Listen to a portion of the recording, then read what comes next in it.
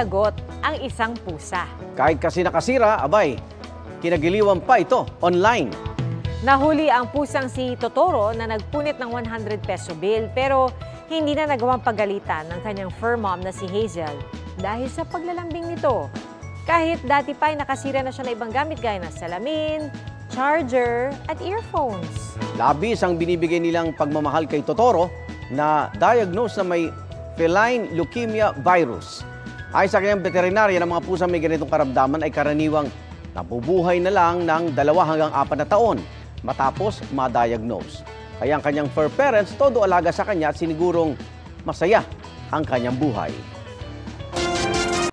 Makaigang saksiyan ng unang pasok ng mga balita. Maaaring mapanood ang saksi at ang iba pang GMA Newscast sa youtube.com/GMA News.